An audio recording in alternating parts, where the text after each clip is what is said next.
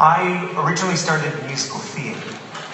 Sang in musical theater from high school to college and studied voice in college, and went on to Minneapolis to work in theater, musical theater, right after college, and then ended up getting involved in opera. And I was aware of opera, studying it a little bit in college as a music voice performer, but it wasn't the field I wanted to go into.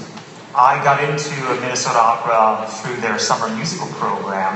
They started my second year in Minneapolis, a big summer musical. That year was The King and I got into the chorus for that, and then ended up singing the next 7 years as a company member. And then they started adding in performances, and they needed an assistant director. And at that time I was interested in directing musical theater, which I did. And they brought me into the company to learn more repertory and act as the assistant director, which I did for about 5 seasons, assisting other great directors. Opera, to me, is my passion, my lifeblood. I have the great fortune of working in a field that I absolutely adore and love and don't consider it work. Like any great theatrical experience, opera is this beautiful marriage of music and theater, and in the end, it is about telling the story. And that moment, that act, that scene, that performance come down to how we tell the story to our audience. I consider myself both a businessman in the arts and an artist. As general director, I have to oversee the business side of the company as well as the artistic side, and I continue to involve myself directly in the artistic side, staging productions every season. Louisville is a very vibrant community. It has been involved in the arts and supported the arts for many, many years, much longer than other cities of comparable size. Louisville has the distinction of having the 5 major performing arts organizations here in the city, from Stage 1, the Children's Theater, to Actors Theater, the Louisville Orchestra, Louisville Ballet, and Kentucky Opera. What surprised me most is the convenience, the easy access, the accessibility of the arts in this community. From the wonderful theaters that are growing up on the streets to the classics from the ballet, the orchestra, and the opera, and this wonderful institution, the Actors Theater of Louisville, and how easy it is for all of us to participate in the arts in this community. Very different than any other city that I've lived in. We cannot expose children too soon to the arts. I say we should involve children preschool, we should involve children at the earliest stages of their lives. If we believe art is about creativity and engaging the mind, inspiring the mind, then that is part of the educational process. In fact, I would argue that the arts are about us learning about ourselves, and that education of ourselves continues all through our lives. And that's what art is, an exploration of our lives.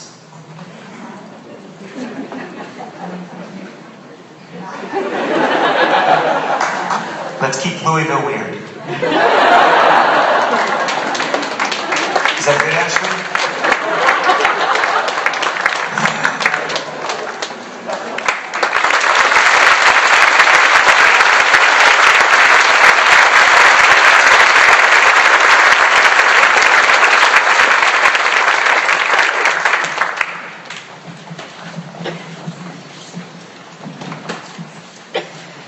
Well, good afternoon. How do you tell a story about a man who is obviously the greatest storyteller of all time, David Roth, the official raconteur of Louisville, Kentucky?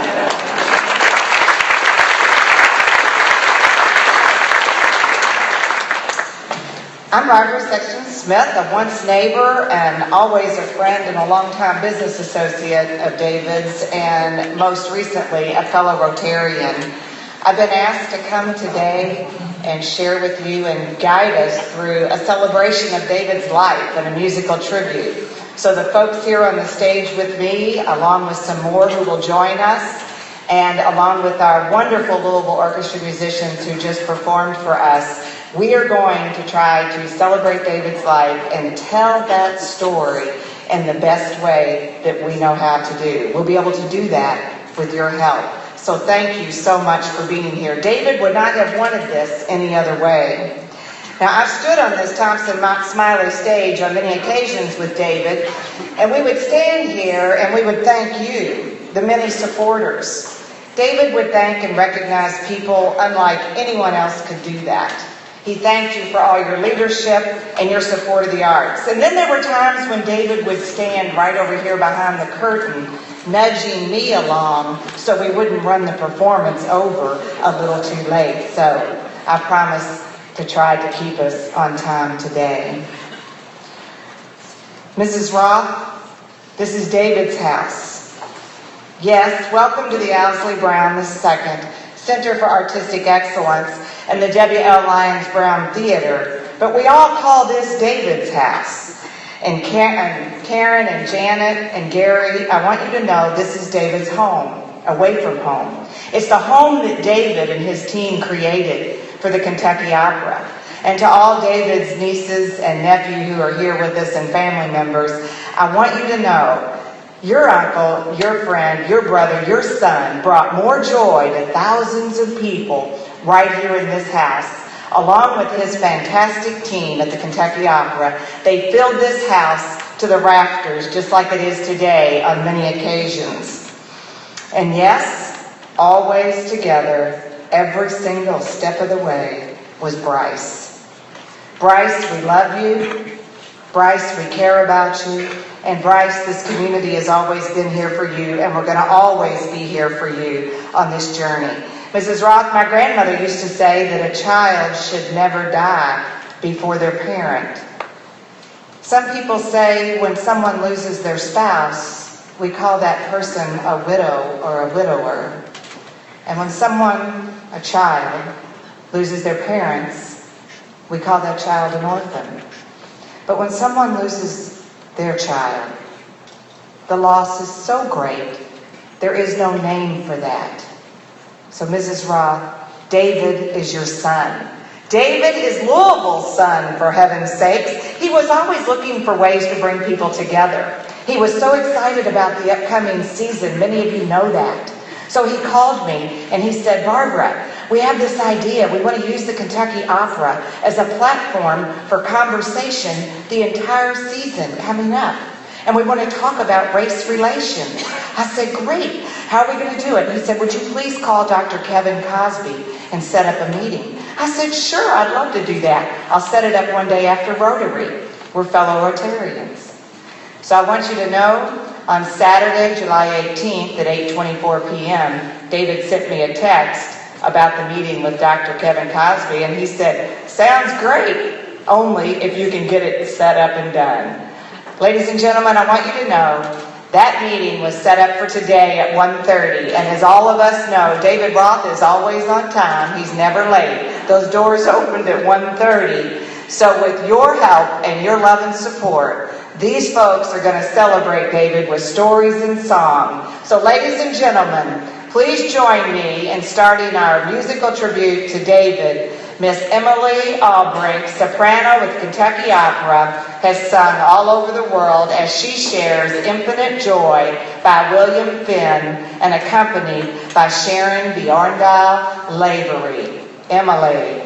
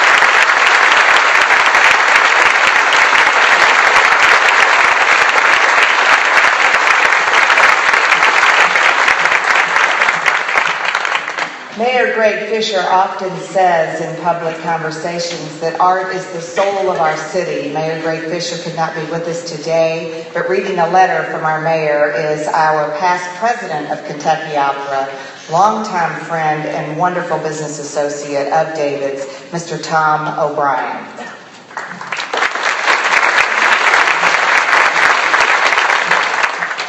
Thank you, Barbara.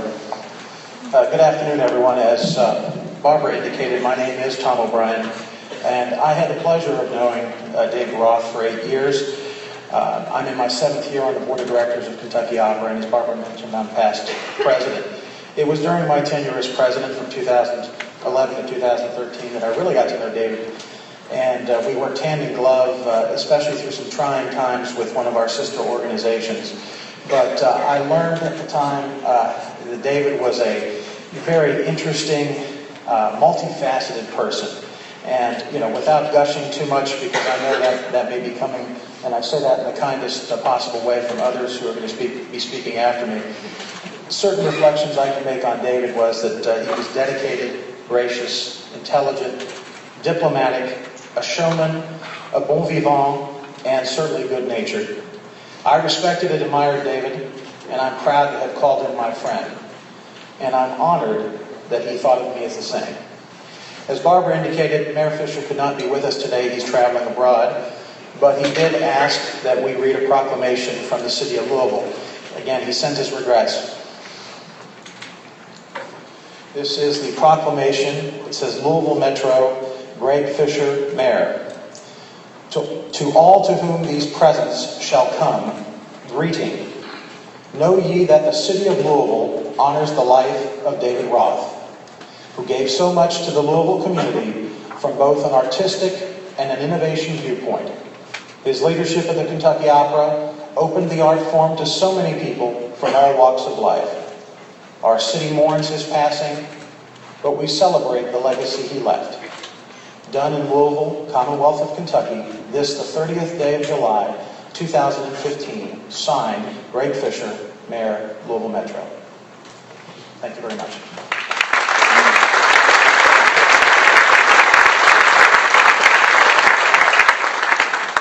David made many friends along the way, and one of the first people David met when he first came was another volunteer leader with the Kentucky Opera, past president Carl Renninger. Carl, would you please join us and share recollections of David?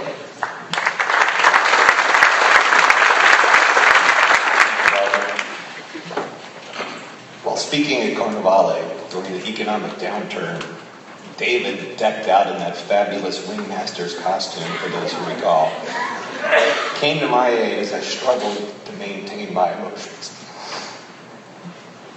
David, my dear friend, I may need to lean on you once again.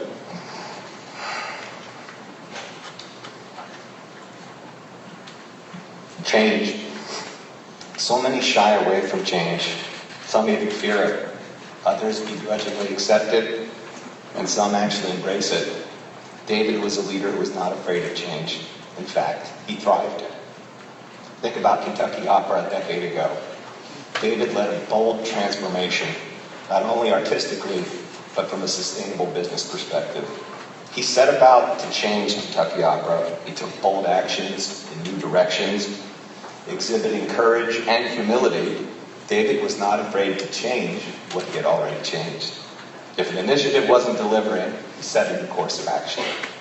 He was committed to casting his vision for change. If you gave him an opportunity, as many of you know, he would always enthusiastically fill you in on his latest ideas and plans. Now, nearly a decade later, we've been transformed. Hard work. Another admirable trait was David's willingness to put in the work. He was a leader who never hesitated to do what needed to be done. He set out to spread the Kentucky Opera message across the community and throughout the region. If there was an opportunity to meet new people and share our story, you could count on David to be there. He gave so freely of his time to engage people and to encourage them to come and give it a try. It was a personal invitation to share in his passion. When David was introduced to the Kentucky Opera family in 2006, we quickly became friends. Of course, we had a shared passion for opera, but there was another unique connection. You see, we both held a Wisconsin icon near and dear to our hearts. No, not the Green Bay Packers. Cheese curds, an essential treat in the dairy state. Over the years, Heather and I had the privilege to share so many wonderful times away from the work of the opera with David and Bryce. Like so many of you, will cherish these memories forever. And now the hard part, bear with me. In 1924, Puccini knew he still had a great deal of music left in him. He was very ill. He was feverishly working on a new masterpiece, Tornado, but he died before the music was completed. The world premiere was conducted by Arturo Toscanini, and the music was sublime. Abruptly, in the middle of Act 3, the music stopped. Toscanini turned to the audience in a theater just like this and said, "We must stop here," because it was at this point the maestro put down his pen. The audience left. The music was incomplete. It was incomplete until another musician took up the task and completed the work. David didn't write Italian opera, but he had so much music in him that we will never experience. Last week, his earthly music stopped, and we are stunned. But the music must continue, which means that each of us must take up the task and complete David's masterpiece. He blessed us in so many ways, and he taught us so much. So now the question is, how are we going to complete the work? How will we become a blessing, and how will we generously serve? Our musician has died, so today we wish for peace and embrace all those who share in the loss. May David be welcomed home so that he can add his music to the harmony of heaven. Thank you.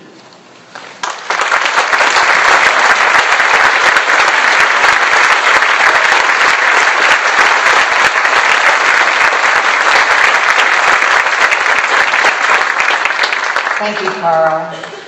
Everybody in this room has a story about David Roth, and it's not easy to share those at a time like this, so thank you, Carl. We have one more friend who's going to come and share a recollection of David, and I want you to know that Frank and Paula Harshaw have been longtime friends and supporters of the Kentucky Opera. Paula and her husband, they're the couple that no matter what the event is, how large or small, they are there. You've been at every single one I've been to, Paula, so thank you for that. So Paula is also our honorary council co-chair of the Kentucky Opera. Please welcome Paula Harshaw.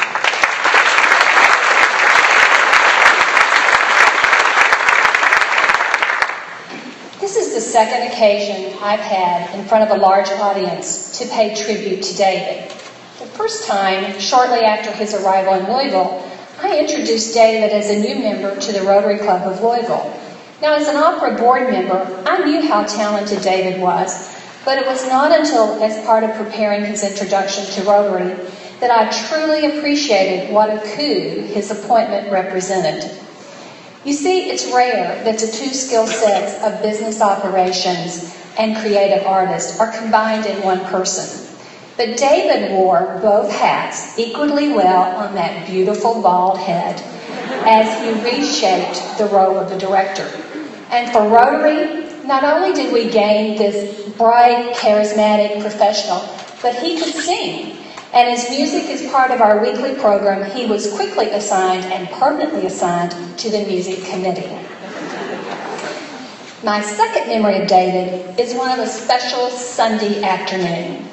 I think it conveys how he saw music as a gift to be shared, whether it was Puccini or Sinatra, and it really conveys what a really nice guy he was.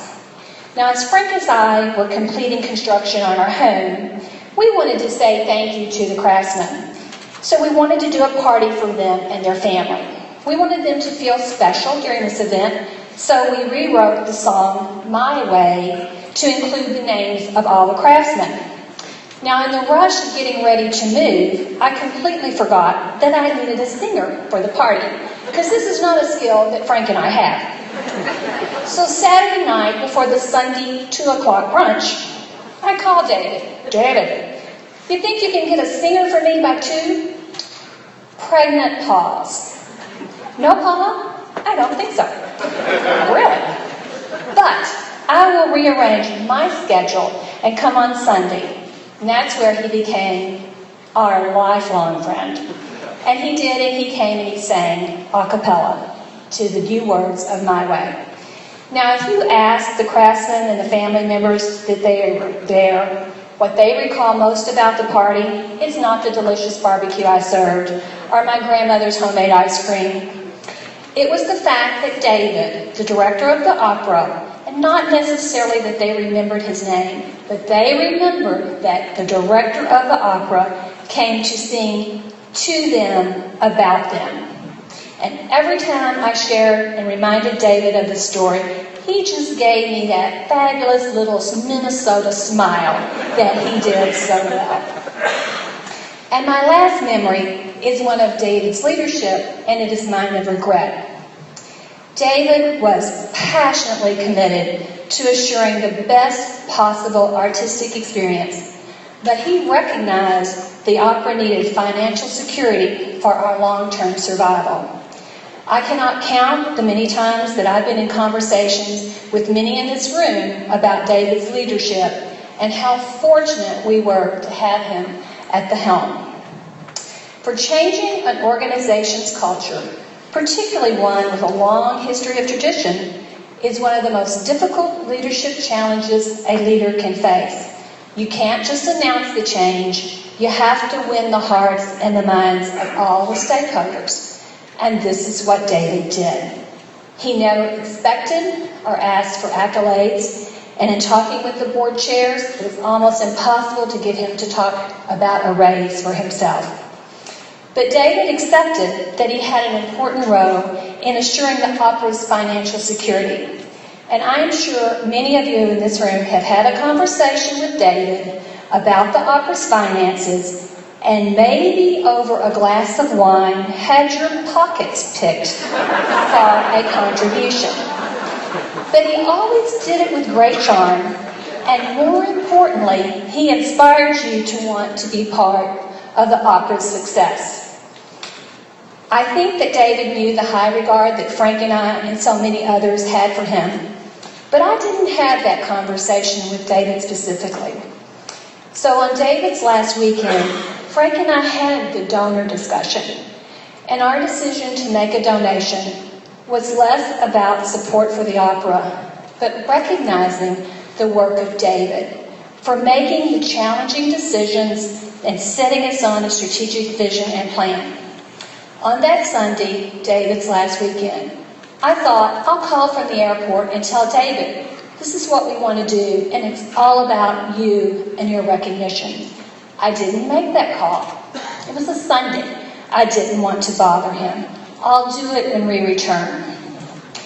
To my regret, that is a call I cannot now make.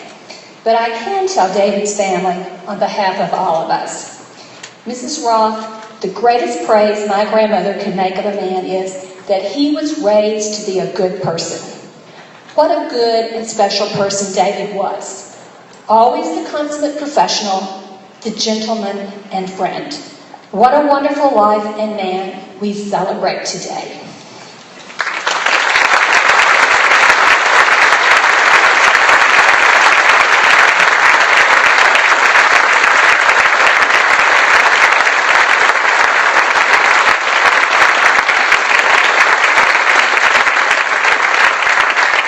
Paula, thank you so much. I had not heard the story of the executive director, general manager of the Kentucky Opera singing to the work crew about them. That takes the cake. All right. You know, the Kentucky Opera and any other organization could never be as great as the Kentucky Opera has come to be with just one person. David was always recognizing and lifting up others and making sure he had a strong team around him. Many of you know Joseph Mekovich, the music director of the Kentucky Opera, and he is not able to be with us today in person, but he did film a very short clip for us all to share together, if I can direct you to the video. Joseph Mekovich. Hello, my dear opera family. I'm Joe Mekovich, Joey, your principal conductor for Kentucky Opera. A dear friend of David's for 22 years. I wish I could be there, but this is as close as I can be. But my heart is with you right now, there in the Brown Theater. David and I met 22 years ago at Minnesota Opera. I was a pianist, and he was on the stage crew, assistant directing. And after the first meeting and hearing that laugh, that raucous, loud laugh, we became quick friends and got into much mischief. It has been a wonderful 22 years of growth and friendship and love. And it was as we went our separate ways after 1993, he directing and assisting people like Colin Graham and me starting conducting. He invited me to come to this amazing city of Louisville and meet each and every one of you and be a part of this family. David's one attribute that I can think of is passion. So passionate about so many things. The Green Bay Packers. It was scary to be in the same room with him. I was watching him, it was terrifying, I think. Passionate about theater, where you're sitting right now, that Brown Theater, about connecting to the audience, about the actors and singers on stage, giving everything. He would get so excited in the chair, squirming about watching people give all their all, everything to the audience. He loved that. He was uncomfortable sitting next to him. And if it was a comedy, you definitely knew, again, if he was in the audience, because you'd hear that laugh. When he would be speaking about opera, he would get so worked up about it, he'd start sweating, and I would just wipe that sweat off, just so engrossed by his passion. And of course, something that he loves so much, that I too am proud of, is how he gave the studio artists, the young singer-actors that we use so much at Kentucky Opera, given the ability to hone their craft on stage in a beautiful environment, a supportive, constructive environment to really grow and groom their talent. I will miss him, but his passion will be with me forever. I love you guys.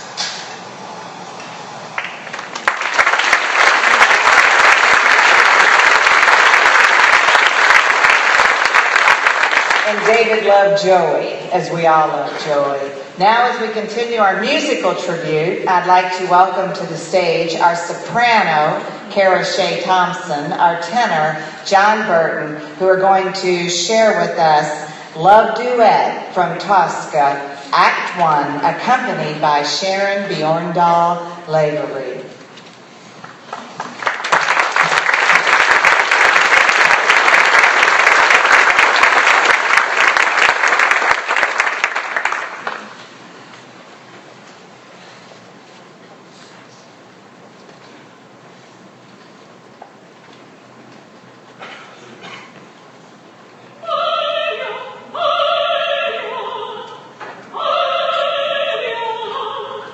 Oh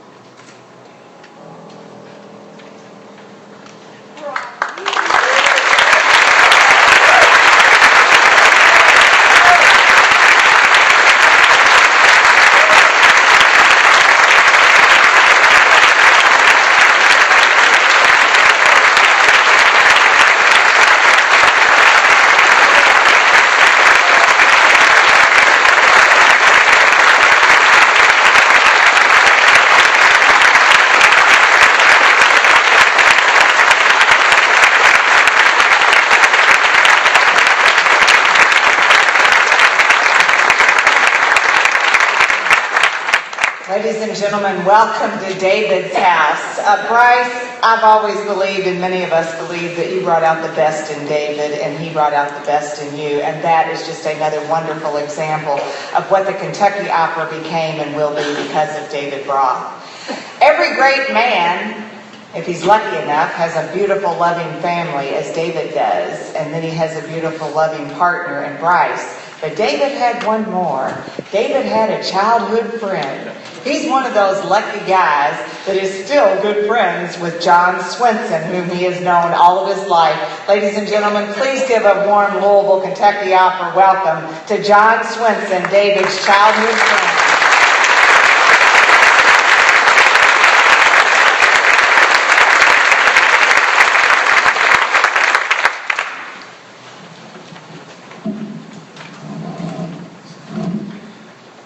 Good afternoon.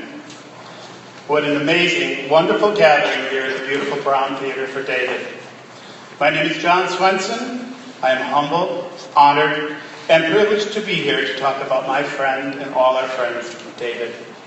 I would first like to extend my deepest sympathy and love to David's partner, Bryce, and his family, to David's mother, Sally, his sisters, Karen, her wife, Chris, Janet, her husband, Paul, his brother, Harry, his fiancée, Judy, and their entire family.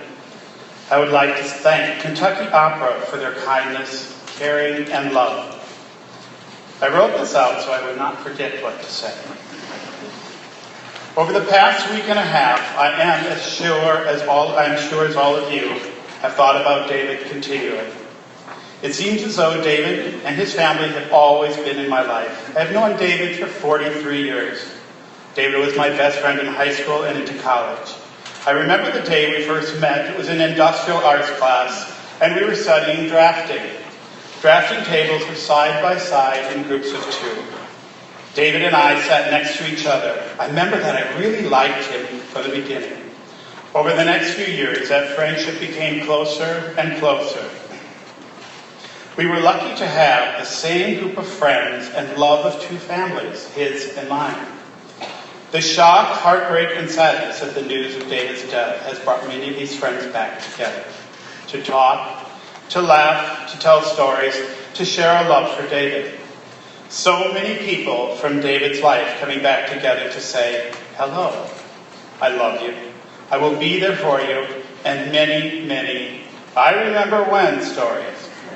Last evening, there were a number of family and friends at Bryce and David's house. As difficult as this is, being there was truly wonderful. Sharing stories that made us laugh so hard. There were hugs, and love and support and togetherness. Bryce, you are so gracious and welcoming during such a difficult time. Thank you.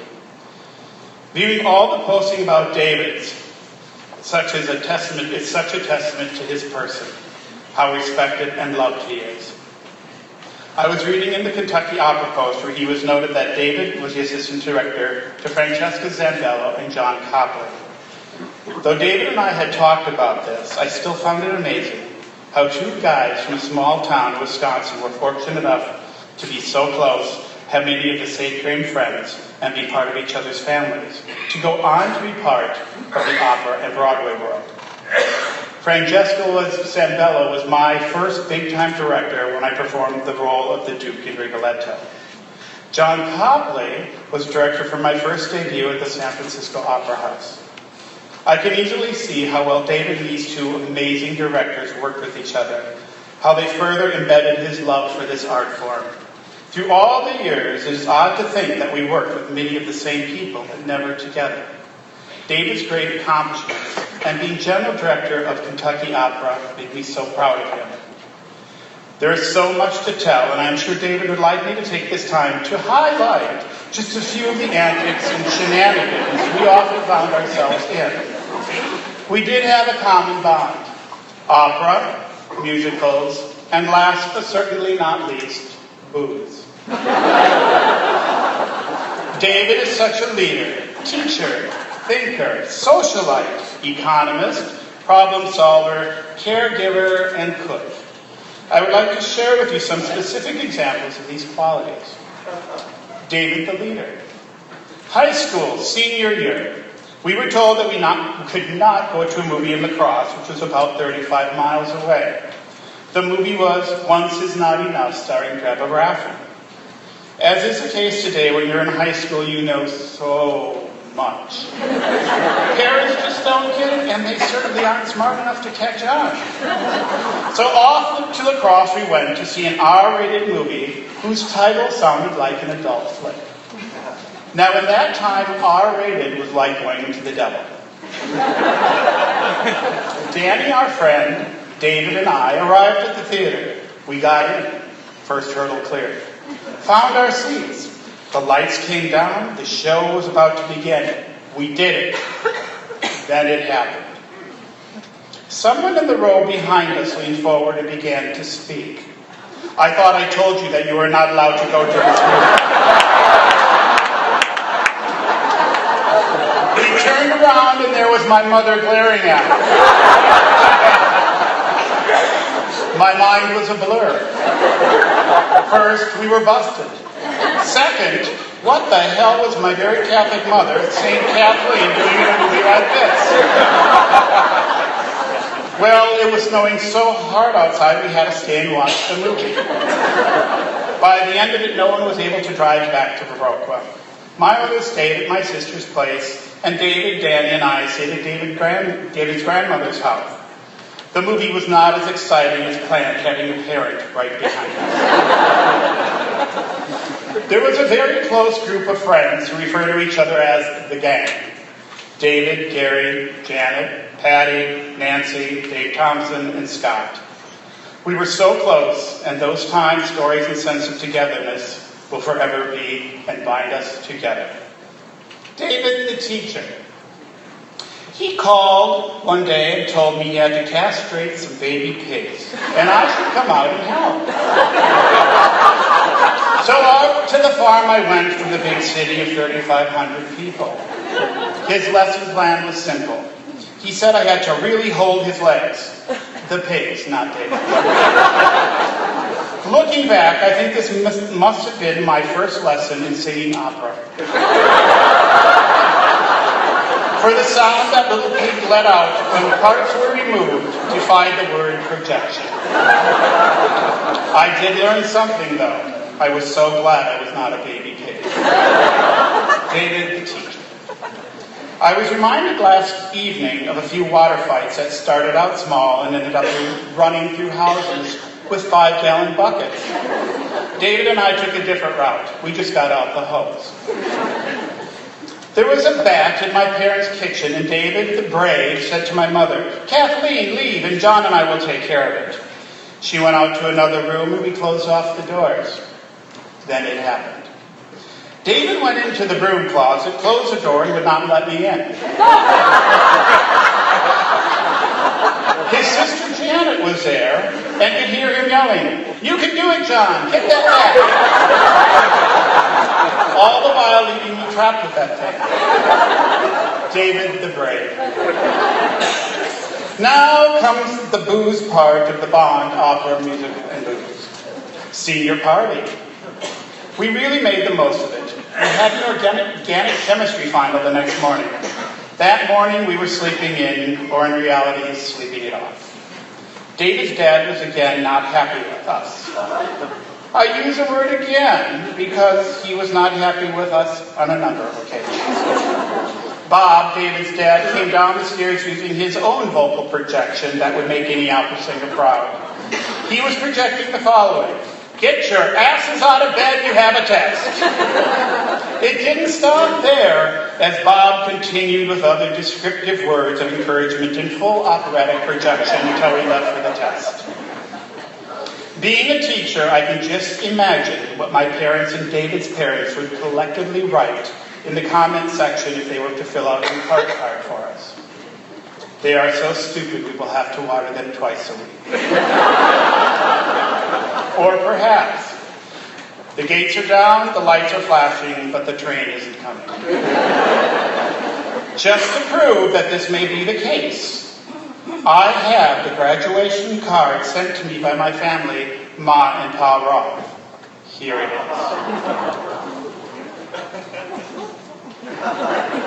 Congratulations, graduate. This is a very special card and will bring you great wealth and happiness, but do not open it until midnight of graduation day. Just as I thought, they're letting you graduate. And you can't even follow directions. Good luck. The Roths.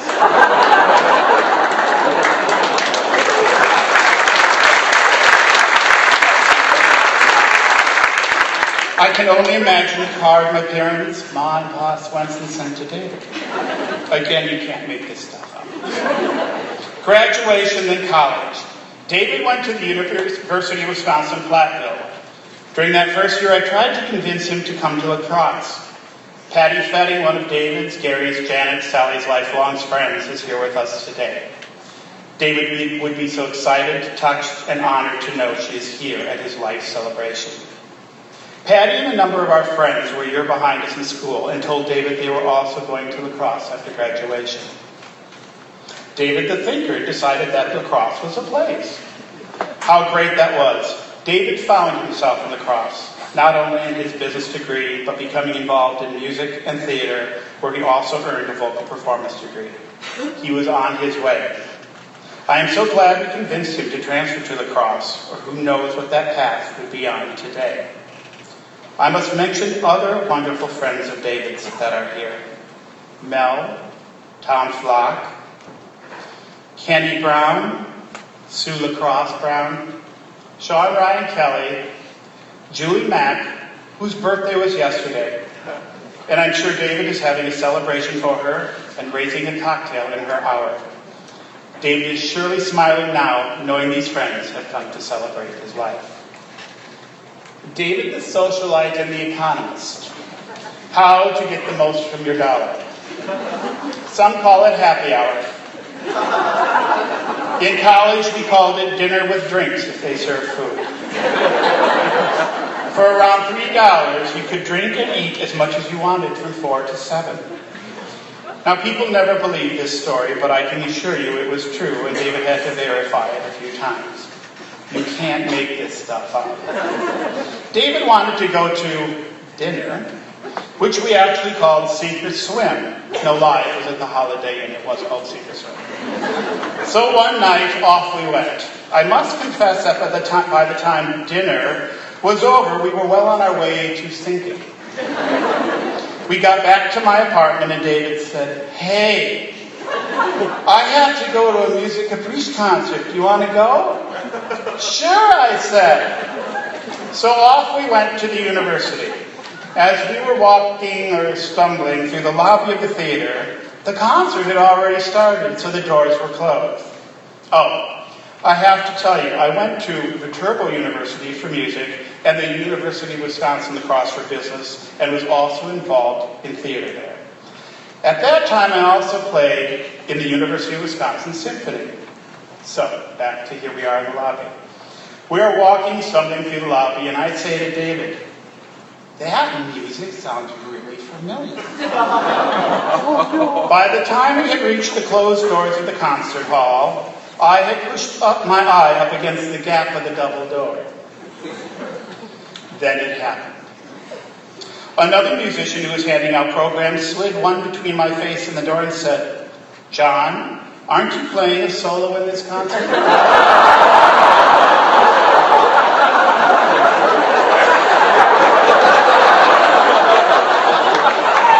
Holy expletive, expletive. David, I yelled. I forgot I am in this concert and I have a xylophone solo. I didn't have to play until the second piece after intermission. So off we went to my apartment across town, pulling out what appeared to be tux pieces. I believe I was fine with David's help. Back to the Fine Arts Center. Running through the tunnel, I had to go to the backstage area. Just as the audience was applauding the piece before my solo, I reached the top of the stairs and was heading toward the stage left door on the opposite side where the percussion was set up. I passed the stage right door when Dr. Cordiero, the conductor, came up and said, "Hey, John, ready? Hey, Doc, you know it." There was a collective sigh of relief from the other percussion players when I appeared through the door. That is, until they could smell the odor of this liquor and see this drunk guy running on adrenaline with eyes the size of baseballs. Trust me, there's no better way to sober up with fear and being in front of an audience when you have to play a xylophone solo. I think I played it very well. Now, David, on the other hand, went in and sat in the audience. Have any of you seen the television show Under the Dome? Well, David created a dome around him. I'm sure many of you can place yourself being the only sober person with a bunch of people blowing liquor breath in your face. We've all been there. Come on, we've all been there. Now, picture yourself in a concert with one very inebriated guy and you're under the dome and can't get out. I think there were more comments on David's taking out an entire section of the audience with his happy hour breath than paying attention to what was going on stage. So I don't know if that many people were really listening anyway. I have to wonder what our parents would write for a comment on that report card I mentioned previously, as related to this incident. I'm sure the comment would most likely appear on my report card, and I believe it would read, "You are depriving a village somewhere of an idiot." David, the problem solver, the caregiver. There was a time when I was running, and we were all running from one place to another. It was raining, and I fell on a small cookout grill, and the leg went into my arm and made a gash that was nearly 4 inches long. Trust me, I measured it the other day to make sure it was 4 inches.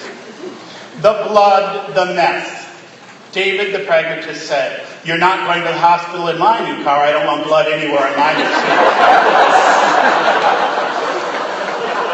He did come to my aid, though, and stopped our friend Scott, who was just driving up to the party with his brother Gary.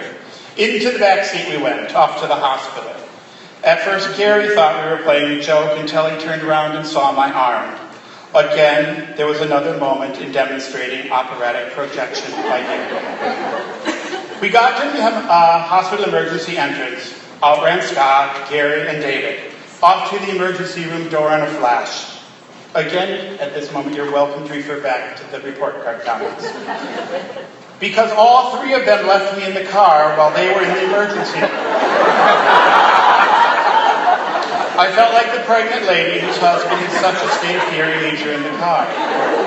I got out and said, "I think we're here for me." David, the problem solver, caregiver. Bob and Sally's 25th anniversary party. We all went back to Roth for the celebration. My mom and dad were there, and I watched them dance along with all the well-wishers. Bob and Sal had a wonderful time, as did we all. I went to my parents' house afterward, and there happened to be a big storm that hit the area.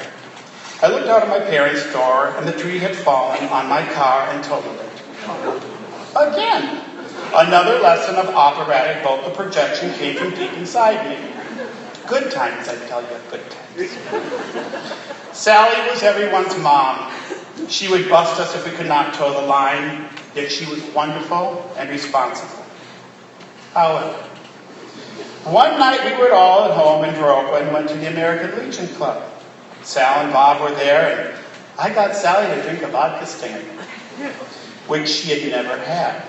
I think she loved the lime juice, because she had a few more. Then it happened. She was inviting everyone out to the farm for a party. How could we say no? David the cook. He could stir up a batch of wapatuli like no other. What is wapatuli, you wonder? Well, it is that wonderful mixture of liquor with a wine punch and some fruit. David had a great recipe, and I still have a picture showing him creating this delightful drink that made a Long Island iced tea look like kids' juice. Jana reminded us last night what happened at one of the times that David made his brew. He put his face into the very large garbage can that was used to create his brew and took a big sniff. When he came up, he had a bloody nose and was running down. His comment was, "I think it's ready."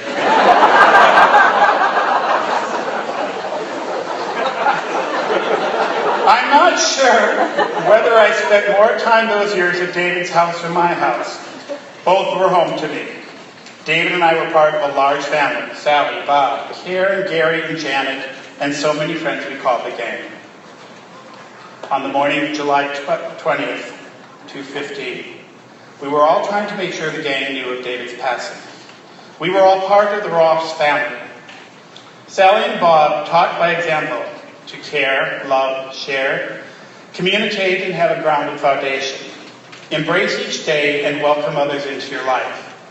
Not only were so many exposed to the wonderful qualities, but it did include responsibility, persistence, education, hard work, and pushing each other to be better. I thank all of them for allowing me to be part of such an amazing family. I know I would not be who I am without that foundation. David clearly embodied and shared his traits throughout the years. This was also an event in the following years. Wonderful families, friends, colleagues that have been an integral part of David's life. Those here today, and many, many others whose heart and spirit are here even though they were not able to make the trip. The list of names that were touched by David is endless. While careers, distance, and life put time between us, it does not change the core, the love, the family. Our 20th class reunion, we were asked to fill out a questionnaire. David filled out his. They have it. What they asked was, in 1977, I was going to be, and David wrote, a beef cattle judge.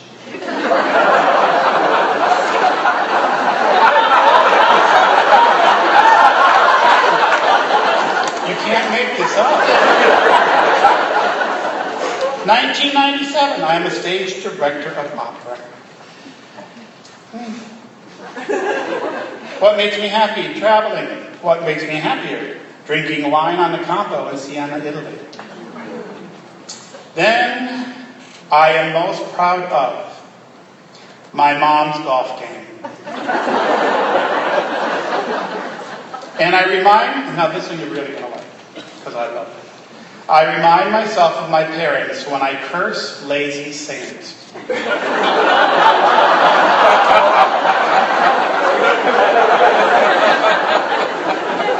Clearly, he was general director. Sally, I love you for being such a strong guiding force based in love and being my second mom. Karen, Your kindness, warmth, intelligence, and poise help show me the way. Gary, you are like a brother, full of passion, stubborn as a bull, humor, and love. Janet, my sister, I thank you for your presence in my life, for your joy, singing duets, and your constant love. And to David for embracing all of us with love, kindness, honesty, integrity, and allowing me to be a part of a journey that will continue. Bryce, David's love, David's joy, David's foundation, core, and center of his life. You will certainly have him at your side each and every day. You demonstrate greatness through strength and love. Though the road will be difficult, I'm sure in time you will find your way through this with David, his family, friends at your side. I have to thank my partner, John Green, because over the last week and a half, when I've been sitting in the house or trying to write or thinking, he just very suddenly walks by and will rub my back. So I know that he's there to comfort me. That's what life's all about. I learned a great deal about death from a wonderful family that lost her son in a tragic accident when he was 11 years old. Maria Malin. Stephen Malin's mother has opened my eyes and made clear the thoughts surrounding death. If you can't say goodbye, don't. Maya Angelou wrote, I've learned that people will forget what you say, will forget what you did, but people will never forget how you made them feel. Did I mention I don't like funerals, memorials, or wakes? I don't want to bring comfort to death. I want death to go away. I wonder if there's another way. I wonder if you can truly defy everything that death represents. Separation, loss, pain, sadness. So I say when you just can't say goodbye, don't. Find a way to keep the hellos coming. How to fight to keep the precious loved one you physically lost close to every remaining day of your own life. Hope instead of hopeless. I strongly believe that our loved ones send us signs so that they know we are near to them. Truly, just around the corner or over our shoulder. I know the signs come to me because I have chosen not to sever the relationship with David, my friend. Because I have chosen not to say goodbye, he has not either. His physical body may be no more, but his spiritual energy, humor, kindness, and love is everywhere in my daily life. I had a security question pop up the other day while creating an online account. Often these questions are, where did your parents meet? What was the model of your first car? The question that automatically came up that day was, who was your best friend in high school? Of course I typed in David without any hesitation. I take that as a sign. I'm not saying goodbye. I left the store the other day near sunset. For some reason I had this feeling to turn around and look. Wow, the sunset was amazing. The intense, vibrant colors. I needed to take a picture, so out came the phone. I took a picture. When I looked at the phone, you can see there's a cloud that looks like the letter D, like a Superman sign. I embrace that as a sign and see David in that beautiful sunset that promises a wonderful tomorrow. I was trying hard to figure out if it was truly 43 years I've known David. I was at the gym last Saturday on the stair climber thinking about that. I looked up and there was this guy working out. He stood up to take a break. And he was facing directly at me while he was taking the break. I looked at him, and on the front of his blue t-shirt was a number in bright red, 43. It was not a sports jersey and had no other images on it. I've never seen a shirt like that. It was as if someone had sewn on the number and it filled the shirt from top to bottom. I take that as a sign. There will be many moments that can be easily dismissed, though I choose to embrace those moments as a way to say, hello, David. I will say to all, don't forget, don't say goodbye. For everyone here and those that were not able to make the trip to David's life celebration, do this. Call each other on David's or any loved one's birthday, anniversary, day of his passing, or any other milestone. Just leave a voicemail, email, text, or a posting to let each person know you are thinking about them, that you remember. Let each other know that they are not alone on this journey, that you are there with them in whatever shape or form for the duration, that you remember, that you want to help them hang on to the good stuff. Letting go is too hard. Saying goodbye doesn't have to happen. So don't let grieving loved ones in your life walk their path alone. Don't just be there for the moment, or for the memorial, or the funeral. Think of them with a special card, or even a special note inside a holiday card, or a post-it. While the journey seems impossible with this loss, just knowing that you are not going through it alone makes it more bearable.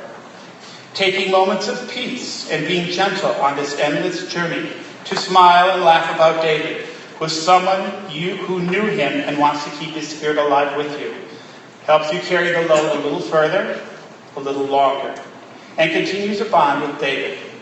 You don't have to say goodbye. So if you're trying to let go, remove this moment from your mind. Don't waste one more minute of your time with this philosophy.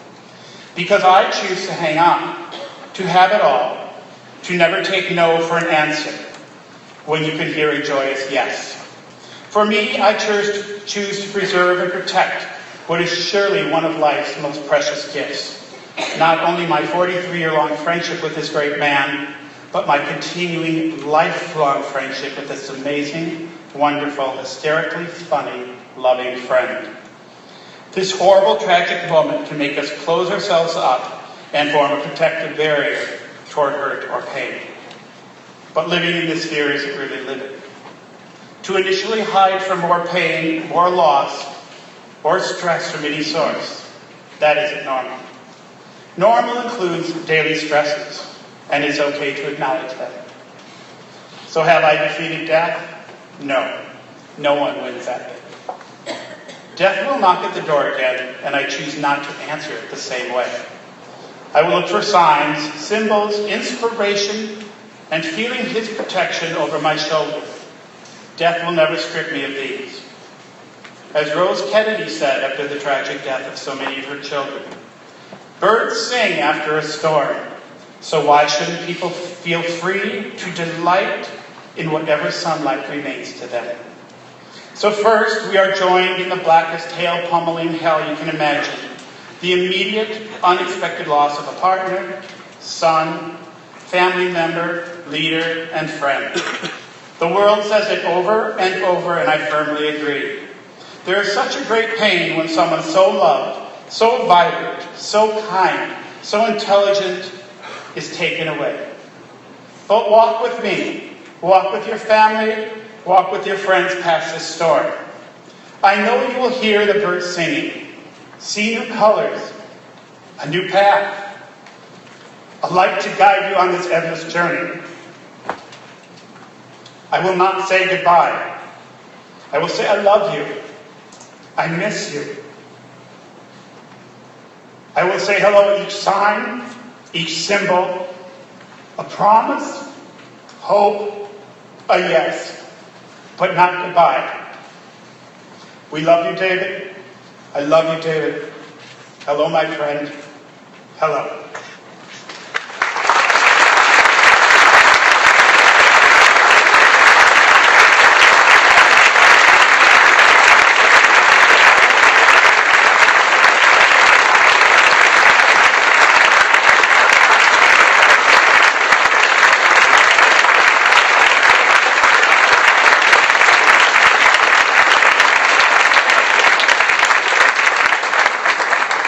John, David was all our friend, and now you are all of our friend. Thank you so much for sharing that with us and letting us have a glimpse of David that I don't know about you all, but I learned a thing or two. Mom, Mrs. Roth, if you don't mind me saying, I hope you didn't learn too much. Thank you so much. If David were here, David would say, bravo, as we did many times. All right, now it's time we get to hear from David's family. David's sister, Karen Roth, has written something that our brand new current president of Kentucky Opera, I believe, Mr. Blodgett, this may be your first official duty as the new president of the Kentucky Opera to read a letter from David's sister with family perspective written by Karen Roth. So please welcome Bill Blodgett.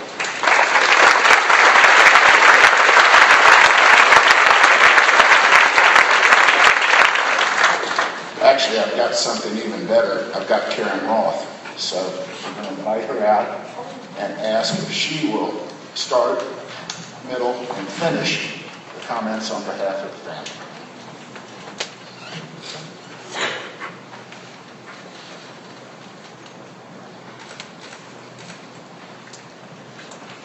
Hi, everyone. First of all, what a wonderful celebration this has been. So thoughtful, so full of beauty and love for our beloved David. Just so thankful for all of the reverence for his life that was pouring out here today.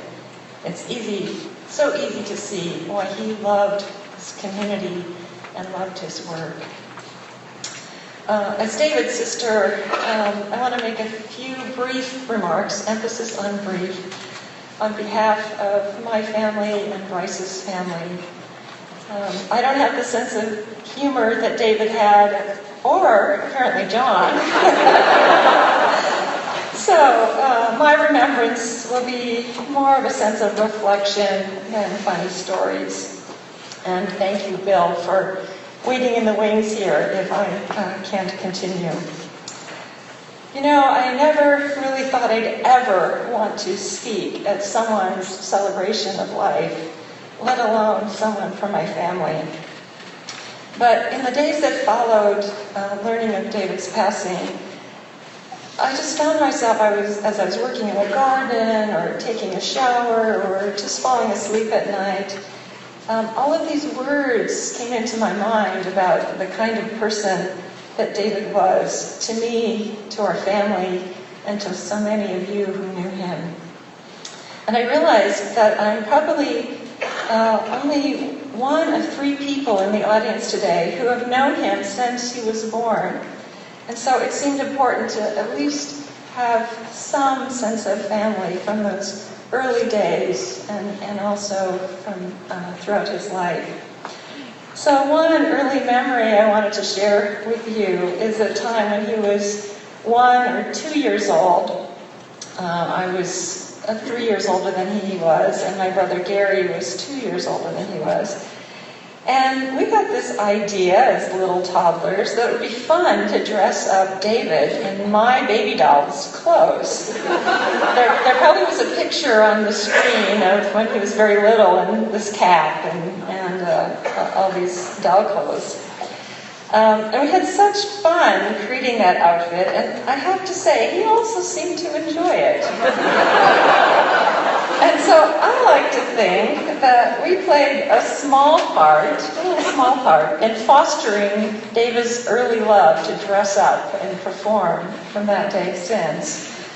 And even when he was older, he would often join my sister Janet and I as we dressed up in long skirts and high heels and clip-clopped around the family house. He would join us, and I'm sure that we sparked in him in those early days his love of the theater.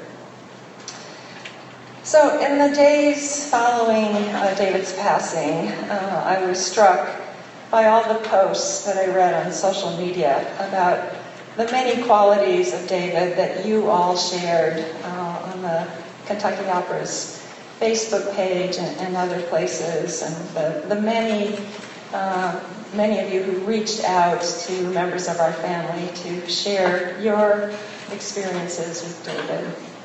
And of all of those, they seem to revolve around qualities that we often associate with our heart.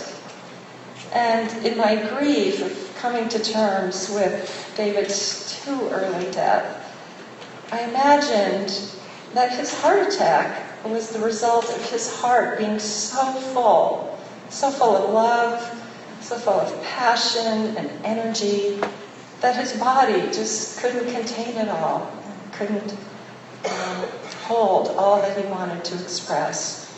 And so my remarks really are about focusing on the qualities of his heart today. And there's so many qualities we associate with our hearts, so I've just chosen a few that stand out for me when I think of David. So many of the posts I read talked about his unending generosity.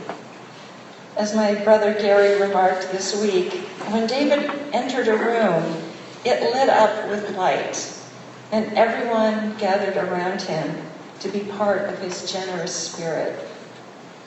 His warm and easy smile helped others feel embraced just by his presence.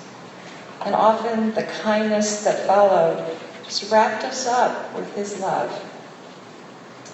One of the posts I read, I believe Roxy is here today, as housemate when he lived in Minneapolis. She shared a story about a time when, after David had been visiting the family farm, he arrived back home in Minneapolis with a cat that he'd found in the barn. And he told Roxy, "I think you need this." And that cat lived with Roxy for 18 years. Another example my daughter Jenny shared is she qualified to run in the Boston Marathon while she was in college. But she was uncertain whether she wanted to go and run and be there by herself. It was kind of a little nervous running in the Boston Marathon. And Uncle David to her, told her, "If you decide to go, I'll be there with you." And I don't know if you remember, this is several years ago, it was one of the hottest Boston marathons ever on that day. And Jenny completed it, and David was in fact there at the end to greet her and congratulate her. And it's in endless examples like this that David was generous with his time, his attention, and of course his warm bear hugs. As my sister Janet has said a couple of times this week, at any event, David made every person feel as if he or she was the most special person in that room. And I'm guessing as he looks down upon us all today, he's giving each one of us in that special way that he would look at us, one of his hearty hugs right now. Another quality that I and many others loved about David, and has come up here today on stage, was his hearty laugh. That laugh that just seemed to come from, deep in his soul. Maybe it's a sense of projection that he learned. But that laugh, as it, just burst forward, also then was followed up by a quip or a retort or some fun-loving jibe. And even when David was serious, and we all know he was very serious about his work, about politics, about anything that had heart and meaning to him.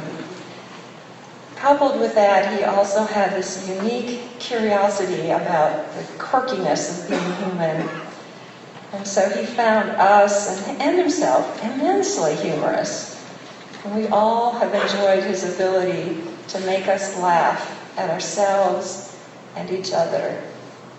And I can tell you, I will miss that big, deep laugh more than I can say. And finally, David's heart was filled with the gift of appreciating beauty. We all know how much he loved creating and listening to beautiful performances that have touched our souls, much like the performance on stage earlier today. He also created beauty in his home by artfully renovating the places he lived. And early on, before Bryce entered his life, he usually did this all by himself. Where he learned it, I don't know. I can tell you it wasn't from our father. And I remember talking to him on the phone one day when he was frustrated by a bathroom tile project that was not going well. And amid the grumbling and the irritation was also the determination, I'm going to get this right. And we laughed together at his drive for perfection, even in this project where few others would ever see his work. I think it's this eye for beauty that fueled his passion in the art world. And as others have attested to here today, he possessed this unique brilliance in being able to bring beauty to anything that he did. His partner Bryce shared with me this week an aspect of David's attention to beauty that I didn't know. David wrote a daily journal detailing the highlights of every single one of his days, and sharing in many of them the love that he felt for Bryce. What a tender, beautiful, and heartfelt gift to leave behind to the one whom you've chosen to share your most precious life. As John mentioned, I too believe David's passionate heart will shine on in all of us. And the laughter that we share together today and in the days to come, and our generous acts of kindness, in our warm embraces of each other, and in the beauty we find in each other's juicy faces. You all have beautiful, juicy faces. So, on behalf of my family, Bryce's family, our family, I want to express our deepest gratitude to all of you who have worked with him in the opera and music world throughout all of his life. You provided this wide open canvas for him to express all of the passion that he felt in his heart for this work. And just as he gave of his generous heart to all of you, to all of us, in return, he was well loved by you. I can't tell you how grateful I am, how thankful I am for all of you loving him so graciously. His life, while short, way too short, was well lived as a result. To love so deeply and be loved so completely in return is really, in the end, what our lives are all about. So thank you from all of us in Bryce's family and my family for this beautiful tribute to my brother. My heart is so full of all the love that you've shown to him and to us today. And I'm sure that David is laughing that hearty laugh and singing with all of his soul right along with us. He's here with us, sending us all his generous love. Thank you so much.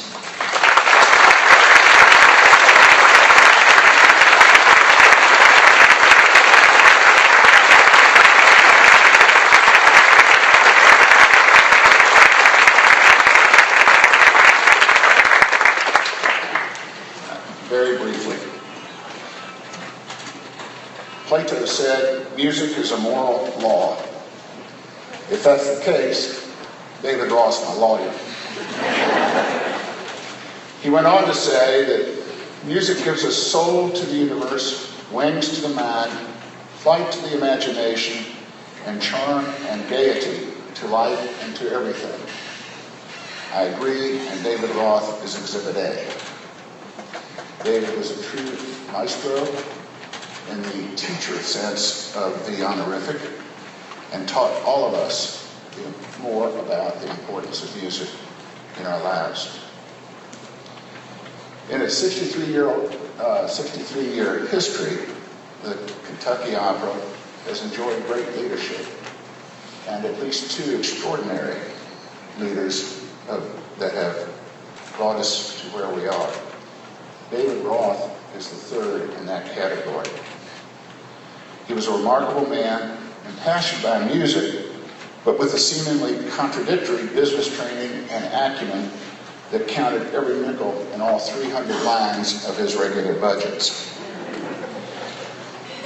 He brought us these dual talents and served as a general director of both the artistic and the business side of the Kentucky Opera.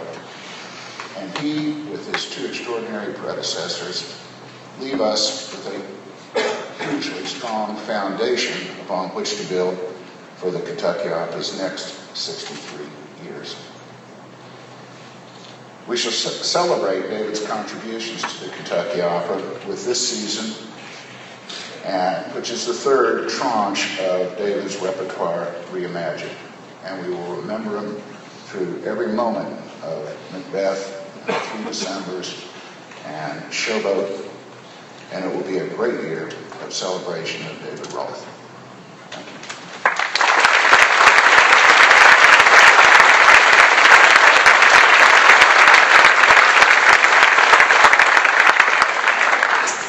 We have our closing piece for our musical tribute for David, and this is the piece that is shared by Bryce and David. As I understand it, their very favorite, most important musical composition. And it is going to be shared by David George on the piano, and yes, it is Claire de Lune by Claude Debussy. Please welcome David George.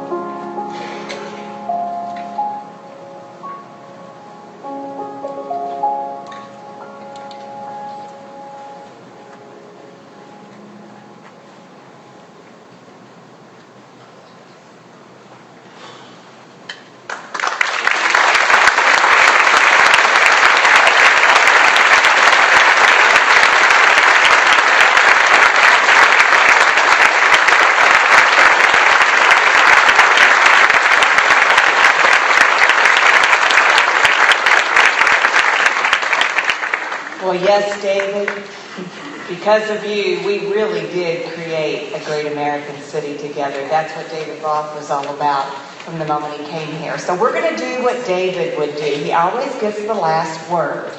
David would not want us to leave this space and enter that reception lobby without thanking you for being here, without thanking these wonderful performers, without thanking all of the folks that made today possible. David would be standing right there saying, Barbara, make sure you thank Brown Foreman, the Brown Hotel, the Doghouse. Well, he would, but they laughed. To David's family, no one can thank people as well as David did. He would say, make sure you remember to thank IATSE Local 17, our stagehands. Could we give those gentlemen and ladies a round of applause?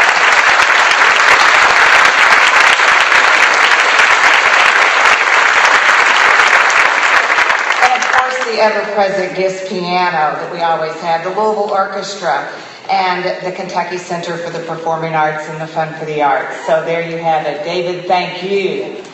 What we'd like to ask each of you to do, if you would just please stay seated for just a couple of more minutes, we would like to be able to formally escort David's family and friends and Bryce and your family. I'm so glad you have folks that are here with you that are so close to you. That means a lot to us. If those of you would just stay seated for a moment, because then we have lots of, in David's style, libations, comestibles, and the ever-present Corbel champagne. Whenever someone approached the stage and David was here, he would always say, yeah. David's brother.